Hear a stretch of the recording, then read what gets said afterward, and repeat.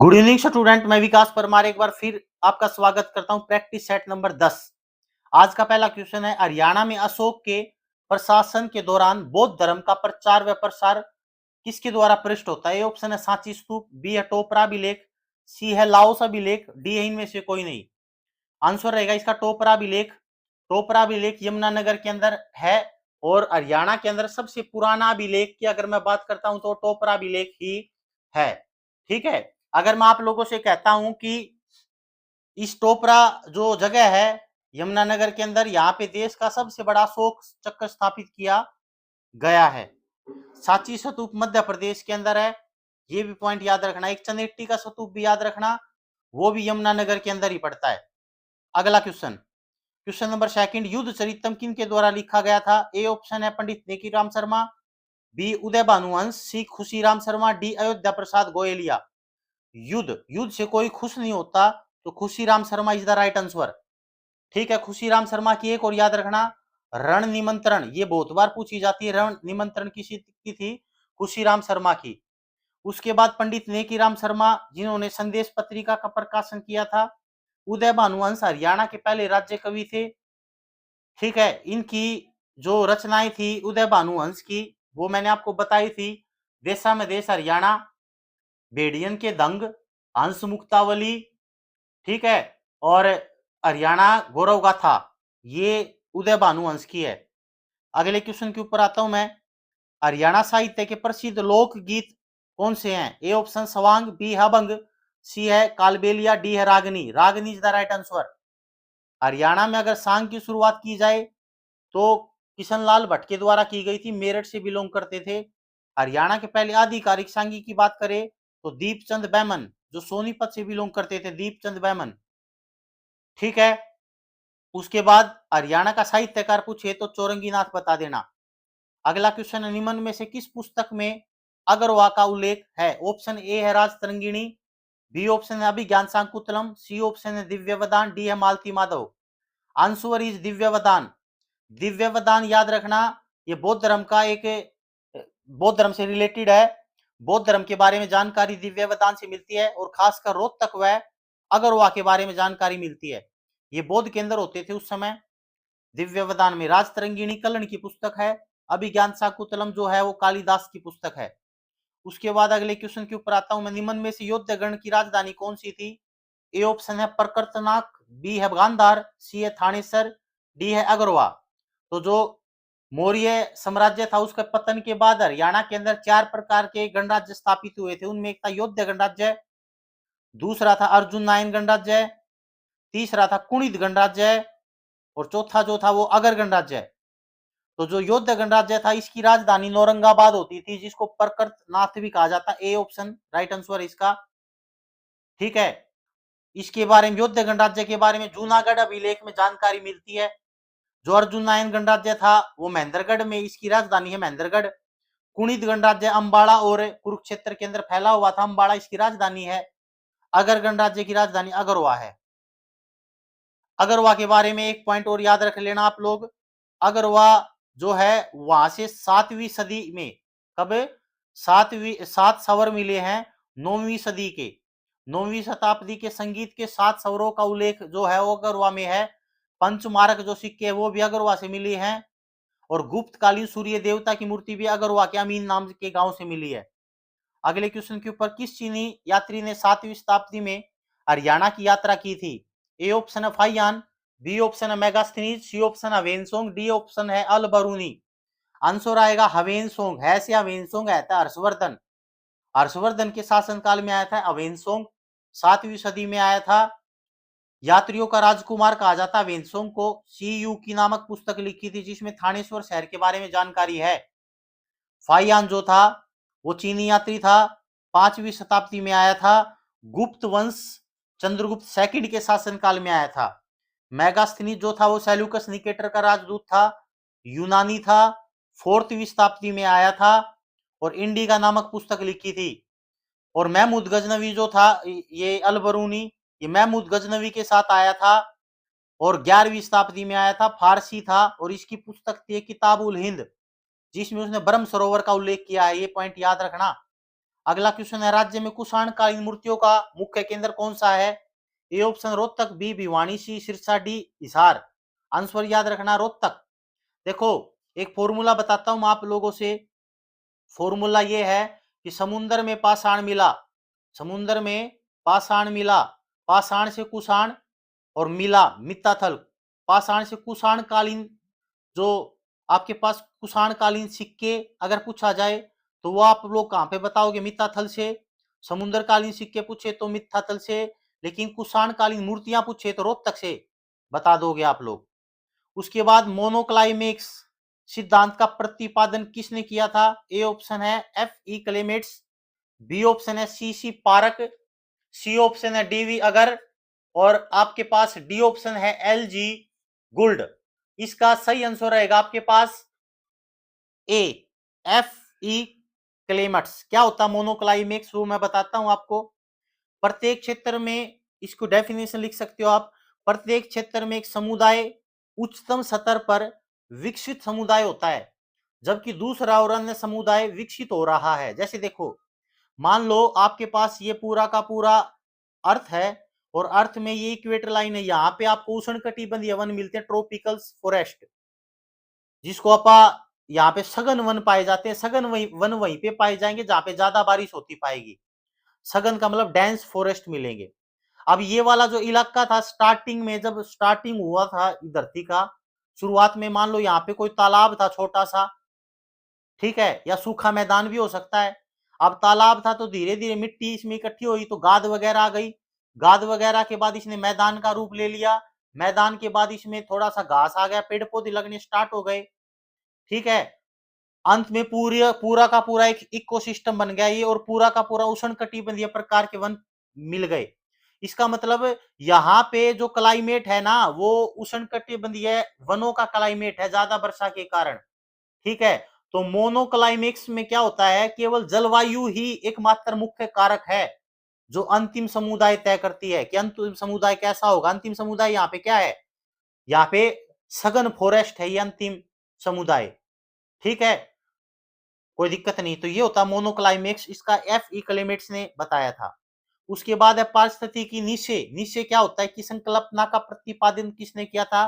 The concept of ecological निश्चय was प्रोपोनेटेड bye, option है ग्रीनले, B है डार्विन, सी है ईपीओडम और डी है सी सी पारक। तो देखो इसमें न है, न तो याद रख रहे हो, नले, तो इसमें भी निश्चय है, तो आंसर आ जाएगा ग्रीनले। ये है ग्रीनले इसका आंसर। अब ये होता क्या है, नीचे क्या होता है मैं आपको बताता हूं। देखो मान लो कोई भी आप लोग जहां पे भी रह रहे हो, उस जगह को तो कहते हैं आवास, आपका घर, और आप उस आवास में रह के क्या काम कर रहे हो, वो होता नीचे। फॉर एग्जाम्पल आप लोगों ने देखा है कि शेर जहां पे रहेगा वो तो उसका आवास हो गया। अब शेर का काम क्या है? बकरियों को खाना, क्योंकि बकरियों की संख्या ना बढ़ पाए, तो वो उसका नीचे हो गया, काम जो होता है ना उसका वो नीचे होता है। अब जैसे मान लो आप लोगों ने छोटे छोटे कीटाणु ले लिए, माइक्रोब्स ले लिए, वो क्या करते हैं, वो गली सड़ी सब्जियों को क्या कर देते हैं, खत्म कर देते हैं। इसका मतलब वो उसका निश्चय है, जो किसी का काम होता है वो निश्चय होता है, और जहां पे रहता है वो उसको आवास कहते हैं। यही होता है, ग्रीनलैंड ने बताया था इसके बारे में। अगला क्वेश्चन है, हरियाणा किस भाषा की एक बोली है? ए ऑप्शन है पंजाबी, बी ऑप्शन है हिंदी, सी ऑप्शन है गुरुमुखी और डी ऑप्शन है राजस्थानी। तो आप लोगों को इसका आंसर बताओ मुझे जल्दी से। तो याद रखना, हरियाणा किस भाषा की एक बोली है? तो हिंदी भाषा की बोली है, ठीक है। हिंदी भाषा B is the right answer. Hindi भाषा की बोली राजस्थानी भी है, ब्रज भाषा भी याद कर लेना, अवधी भी याद कर लेना, ये सारी की सारी हिंदी भाषाएं की बोलियां हैं, ठीक है। अगले क्वेश्चन के ऊपर आता हूं। दो भिन्न समुदाय के बीच का संक्रमण क्षेत्र क्या कहलाता है? ए ऑप्शन है इको टाइप, बी है इकेड, सी है इकोस्पेयर, डी है इकोटोन। आंसर आएगा इकोटोन। दो समुदाय का संक्रमण क्षेत्र, मान लो एक समुदाय यो हो गया, एक समुदाय यो हो गया, तो इनका ये जो बीच का क्षेत्र होता है ना, इसको इकोटोन कहते हैं। फॉर एग्जाम्पल मान लो ये तो हो गया आपका मैदान, मैदान हो गया ये, और ये हो गया आपका पानी, समुन्दर। तो ये जो बीच का ये दलदली क्षेत्र हो गया मान लो, तो ये जो दलदली है ना, ये दो दो समुदाय, मतलब यहाँ पे अलग प्रकार के समुदाय मिलेंगे, यहाँ पे अलग प्रकार के समुदाय के जीव मिलेंगे, तो यहाँ पे ये संक्रमण क्षेत्र मिल गया, यहाँ पे दोनों प्रकार के जीव मिल सकते हैं आपको, ठीक है। मतलब मैदान में रहने वाले भी मिल सकते हैं, पानी में रहने वाले भी मिल सकते हैं, इसको कहते हैं इकोटोन। और यहाँ पे सबसे ज्यादा पारिस्थितिकी तंत्र होता है, सबसे ज्यादा, ठीक है, सबसे ज्यादा जीव जंतु देखने को मिलेंगे आपको यहाँ पे, इकोटोन यही होता है। अगला क्वेश्चन है, दो जैविक समुदाय के मध्य का संक्रमण क्षेत्र, वही बात आ गई, तो ये भी आपका बी आंसर रह जाएगा, इकोटोन।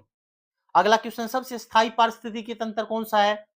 भाई स्थायी पारिस्थितिकी तंत्र वो होता है जिसके ऊपर पर्यावरण का लॉन्ग टर्म तक इफेक्ट ना पड़े, बहुत समय तक इफेक्ट। तो महासागर के ऊपर नहीं पड़ता पर्यावरण का ज्यादा इफेक्ट, वनों का तो पड़ जाएगा, घास के मैदान पे भी पड़ेगा, रेगिस्तान पे भी पड़ेगा, इस पे नहीं पड़ेगा।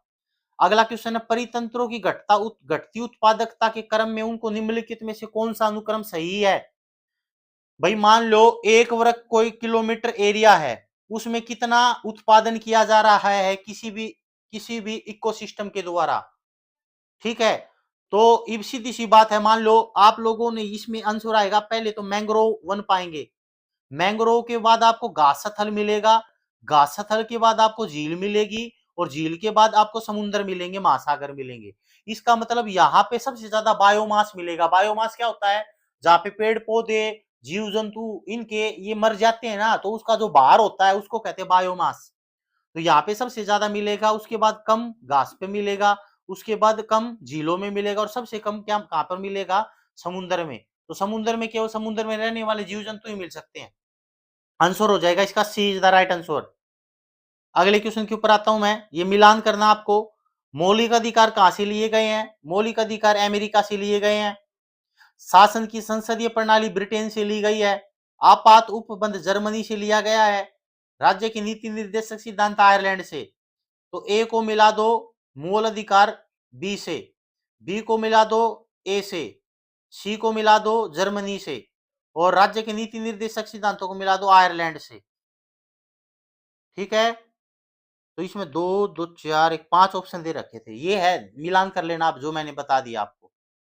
अगला क्वेश्चन, क्वेश्चन नंबर 16, इसका भी मिलान ही करना है। विधि का शासन कहां से लिया गया? Rule of law. Rule of law Britain से लिया गया, याद रखना, लेकिन विधि द्वारा स्थापित प्रक्रिया जापान से ली गई है। राष्ट्र, उसके बाद ये जो उपनिष्ठ कंकरेंट लिस्ट होती है ऑस्ट्रेलिया से ली गई है। तो इसमें मिलान कर लो, विधि का शासन ब्रिटेन से, ठीक है, विधि द्वारा स्थापित प्रक्रिया जापान से, ठीक है, और कंकरेंट लिस्ट ऑस्ट्रेलिया से, और राष्ट्रपति के विचारत राज्यपाल द्वारा विधेयक को रोके रखना कनाडा से लिया गया है, ठीक है। उसके बाद संघीय प्रणाली भी कनाडा से, याद कर लेना आप लोग। कंकरेंट लिस्ट क्या होती है? 3 प्रकार की लिस्ट होती है, संघ सूची, राज्य सूची, समवर्ती सूची।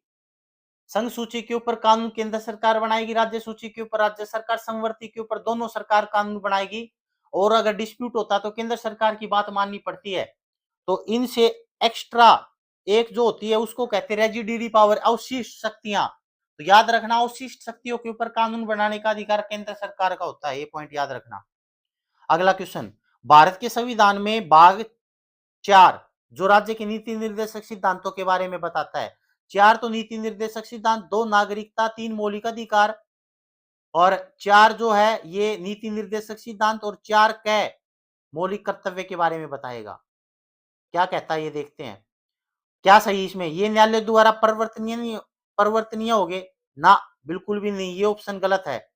मौलिक अधिकार परिवर्तनीय हो सकते हैं, मतलब मौलिक अधिकारों को सुप्रीम कोर्ट में चैलेंज किया जा सकता है, बट नीति निर्देशक सिद्धांत परिवर्तनीय नहीं होगे, उनको लेकर आप सुप्रीम कोर्ट में नहीं जा सकते। अब अगर किसी के मौलिक अधिकारों का उल्लंघन हो रहा है ना, तो इसका मतलब आप उसमें उसको सुप्रीम कोर्ट में जाके उसके लिए कार्रवाई कर सकते हो, आपका उल्लंघन हो रहा है तो। उसमें सुप्रीम कोर्ट आर्टिकल 32 के तहत रिट जारी करेगी, और हाई कोर्ट आर्टिकल 226 के तहत रिट जारी करती है। लेकिन नीति निर्देशक सिद्धांत जो होते हैं ना, वो किसी राज्य के ऊपर डिपेंड करते हैं कि वो अपने जनता को दे रहा है या नहीं दे रहा। मतलब नीति निर्देशक सिद्धांत जो होते हैं वो किसी स्टेट के अंदर लागू हो या ना हो, दैट्स डिपेंड ऑन रिसोर्सिज, कि उस राज्य के पास रिसोर्सिज है या नहीं। तो अगर मान लो कहीं पे लागू नहीं है, तो आप लोग सुप्रीम कोर्ट में नहीं जा सकते कि हमें दिलवाए जाएं, ये वो राज्य के ऊपर डिपेंड करता है। इसलिए ये क्या होते हैं, वे किसी भी न्यायालय द्वारा परिवर्तनीय नहीं होते। बी तो राइट है। तीसरा पॉइंट है, इस भाग में अधिकथित सिद्धांत राज्य के द्वारा कानून बनाने को प्रभावित करते, बिल्कुल। कानून बनाने को प्रभावित कर सकते हैं। मान लो राज्य सरकार ऐसे कानून बना सकती है जिससे मतलब ज्यादा से ज्यादा लोगों का भला हो, क्योंकि ये जो नीति निर्देशक सिद्धांत होते हैं ना, ये किसी भी राज्य को एक कल्याणकारी राज्य बनाते हैं। पॉइंट याद रखना।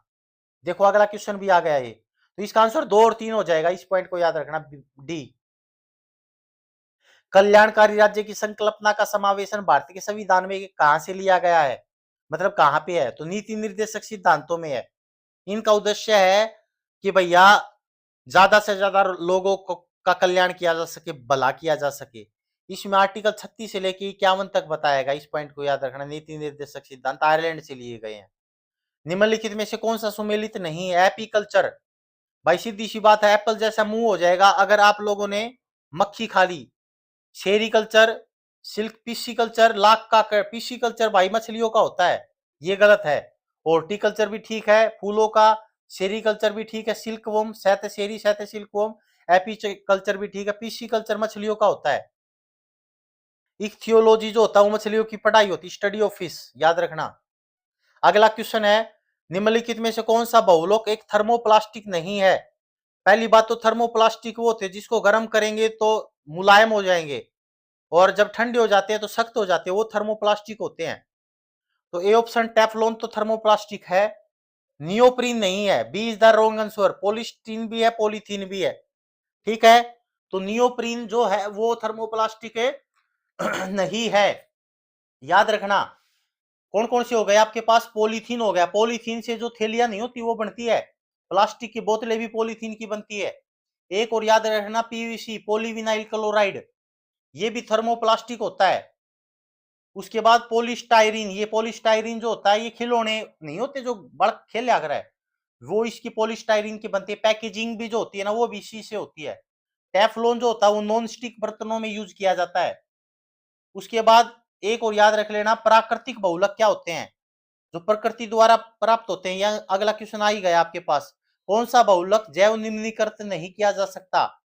भाई जो प्राकृतिक बहुलक होते हैं ना उनको तो किया जा सकता है, मतलब उनका डीकंपोजिशन हो सकता है, अपघटन हो सकता है। सेल्यूलोज का भी हो जाएगा, स्टार्च का भी हो जाएगा, प्रोटीन का भी हो जाएगा, पीवीसी का नहीं होगा। और ये जो ऊपर वाले तीनों है ना, इनको प्राकृतिक बहुलक कहते हैं। प्रोटीन हो गया, सेल्यूलोज हो गया, स्टार्च हो गया, रबड़ हो गया। और ये पीवीसी जो होता है ये संश्लेषित होता है, मानव द्वारा बनाया जाता है। निम्न प्रजातियों में से कौन सी दांत वाली व्हेलों में विशालतम व्हेल है? इसका आंसर याद रख लेना आप, सी आंसर रहेगा। इसको स्पर्म व्हेल को दांत वाली व्हेलों में काउंट किया जाता है। अगला क्वेश्चन, निम्नलिखित में से कौन अंडे देता, सीधे बच्चे नहीं देता? ए ऑप्शन है एकिडना, यही आंसर आएगा। कंगारू अल्प विकसित बच्चे पैदा करता है, याद रखना। मैंने आपको ये मैमल्स में बताया था, मैमल्स में 4 चैम्बर होते हैं, ठीक है। मैमल्स 3 प्रकार के होते हैं, प्रोटोथीरिया, यूथीरिया और मेटाथीरिया। जो प्रोटोथीरिया होते हैं अंडे देने वाले मैमल्स होते हैं, उसमें एकिडना बताया था मैंने, और एक पेरिपल्स बताया था, याद करो। प्रोटोथीरिया जो होते हैं वो आप लोग होते हो, मेटाथीरिया कंगारू होता है, और कंगारू जिस थैली में बच्चे देता है उसको मार्सुपियल थैली कहते हैं। अगला क्वेश्चन, निम्नलिखित में से कौन सा सुमेलित नहीं है? फूलों की खेती, फ्लोरिकल्चर सही है। फूलों की खेती तो, फसलों की खेती agronomy, cultivation of crop agronomy, ये भी सही है। सब्जियों की खेती, सब्जियों की खेती हॉर्टिकल्चर नहीं है, तो बागवानी होता भैया, हॉर्टिकल्चर, बागवानी वेजिटेबल्स। फलों की खेती पोमोलॉजी, फसलों की फूलों की खेती फ्लोरिकल्चर, ये भी सही है। फसल की खेती एग्रोनोमी। कौन सा सुमेलित नहीं है? ये सब्जियों की नहीं आएगी, ये बागवानी की आती है, बागवानी की, वेजिटेबल की नहीं आती, ये बागवानी, सी आएगा इसका आंसर। सब्जियों की खेती नहीं होती है। कोयल पर्यटन स्थल कहां पर है? कोयल तो भाई जींद में है ना, सॉरी केथल में है, C is the right answer. Papaya, papaya बचाओ फतेह कर लोगे। पपैया कहां पर है? फतेहाबाद में, डी आंसर। तीलियार मंत्र बताई थी, तीलियार कहां पर है? रोहतक में। मैना रेस्टोरेंट भी कहां पर है? रोहतक के अंदर। नौरंग पर्यटन स्थल कहां पर है? ये याद रखना, मैम में है, ठीक है। तो क्वेश्चन हो गए 29 आज के लिए, इतने ही क्वेश्चन है। मिलते हैं ब्रेक के बाद, तब तक दुआओं में याद रखना। Thank you.